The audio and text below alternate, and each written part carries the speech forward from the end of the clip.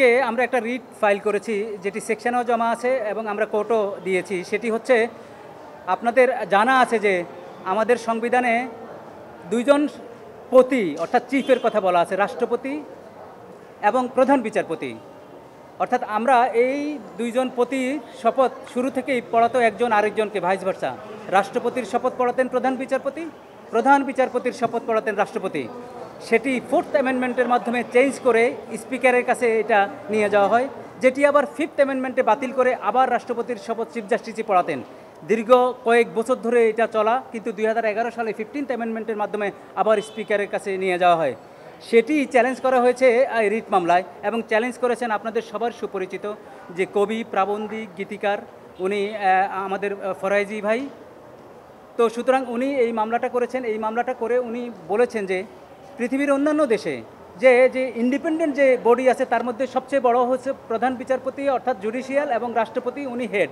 তো দুই হেডের শপথ দুই হেড পড়াবেন, এটি হলো আমাদের মূল স্পিরিট। এবং আমরা বলেছি 15th অ্যামেন্ডমেন্টের মাধ্যমে যেটা চেঞ্জ করা হয়েছে, প্রভিশনাল কনস্টিটিউশন যেটা ছিল, যেটা আমাদের 72 কনস্টিটিউশন ছিল, এবং দীর্ঘ আজকে 36 বছর যে এই প্রভিশনটা ছিল প্রেসিডেন্টের শপথ চিফ জাস্টিস পড়াবে, সেটি বাতিল করে সংবিধানকে আন্ডারমাইন করা হয়েছে, পাবলিক সেন্টিমেন্টকে আন্ডারমাইন করা হয়েছে, এবং দুই পতি যে সর্বোচ্চ তাদেরকে আন্ডারমাইন করা হয়েছে। এটি আমরা মূলত চ্যালেঞ্জ করে বোঝাতে চেয়েছি। আমরা কোর্টের কাছে আমরা ডিরেকশন চেয়েছি যাতে আগেরটাই বলবৎ থাকে, যাকে প্রেসিডেন্টের শপথ যাকে চিফ জাস্টিস পড়ানো হয়, সেই ব্যাপারে আমরা মামলাটি করেছি।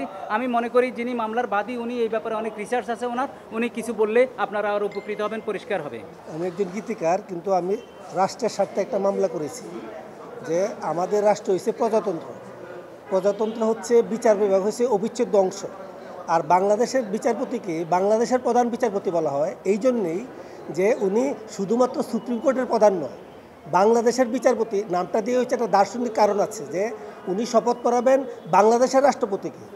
বাংলাদেশের রাষ্ট্রপতি যেন রাষ্ট্রের অধীনস্থ নির্বাহী বিভাগ, বিচার বিভাগ কিংবা মানে আইন বিভাগের কারো কাছে শপথ গ্রহণ না করে, সেই জন্যে প্রধান বিচারপতিকে বাংলাদেশের প্রধান বিচারপতি বলা হয়েছে।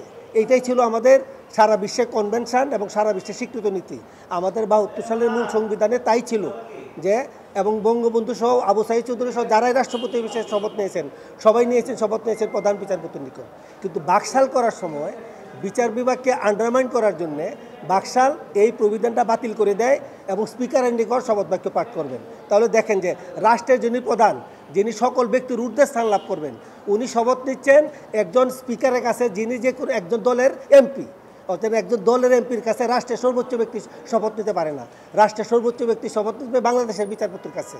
এইটা 4th সংশোধনীর মাধ্যমে হওয়ার কারণে 5ম সংশোধনীতে আবার বাতিল হয়, কিন্তু 15তম সংশোধনীতে আবার এই সংশোধনী ফেরত আনা হয়। এখন আমাদের বিচারপতি, এখন যে বর্তমানে রাষ্ট্রপতি আছেন, উনিও স্পিকারের নিকট শপথ নিয়েছেন। কিন্তু আমি মনে করেছি এতে প্রজাতন্ত্রের বৈশিষ্ট্য ক্ষুণ্ণ হয় এবং বিচার বিভাগের মর্যাদা এবং প্রধান বিচারপতির মর্যাদা ক্ষুণ্ণ হয়। এতে রাষ্ট্রের চরিত্র ভিন্ন মাত্রা ধারণ করে। এই রাষ্ট্রের চরিত্রকে প্রজাতান্ত্রিক করার জন্য এবং প্রধান বিচারপতি এবং বিচারপতির মর্যাদা এবং রাষ্ট্রপতির মর্যাদাকে সুরক্ষা করার জন্য আমি রিট করেছি, যেন আমাদের পূর্ব অবস্থায় ফিরে যেতে পারে এবং প্রজাতন্ত্রের বৈশিষ্ট্যকে আমরা আপহোল্ড করতে পারি। এবং প্রথমত আমি একজন লেখক, আমি একজন গীতিকার, আমি পত্রিকায় বহুদিন লিখেছি, কিন্তু আমাদের বিচার বিভাগ কিংবা অন্য রাষ্ট্রের কর্তৃপক্ষ খেয়াল করছেন না। শেষে আমি বাধ্য হয়েছি যে এইটা অবশ্যই আমাদের সংশোধন করা দরকার। কারণ প্রধান বিচারপতিকে বাদ দিয়ে রাষ্ট্রপতি শপথ অনুষ্ঠান বিশ্বের আমাদের বাংলাদেশের উপমহাদেশে দেখেন যতগুলো রাষ্ট্র আছে সকল রাষ্ট্রের রাষ্ট্রপ্রধান শপথ নেয় প্রধান বিচারপতির কাছে, এবং ট্রাম্প পর্যন্ত তার বিচার অনুষ্ঠানে প্রধান বিচারপতি উপস্থিত থাকে। কিন্তু আমাদের দেশে স্পিকার অর্থাৎ রাষ্ট্রপতি শুধুমাত্র মানে নির্বাহী বিভাগের উনি প্রধান এবং মানে আইন বিভাগের কাছে শপথ নিচ্ছে, বিচার বিভাগকে অ্যাবসেন্ট করা হচ্ছে। কিন্তু বিচার বিভাগ হচ্ছে অবিচ্ছেদ্য অংশ। রাষ্ট্রপতি শপথ তার থাকতেই হবে, নাহলে রাষ্ট্রের বৈশিষ্ট্য নষ্ট হবে। এই তাগিদ থেকেই আমি সংবিধান সংস্কার কমিশনের কাছে প্রস্তাব দিয়েছি। কালকে সংবিধান সংস্কার কমিশনের সাথে দেখা হয়েছে, তারা এই বিষয়টা মিস করেছে।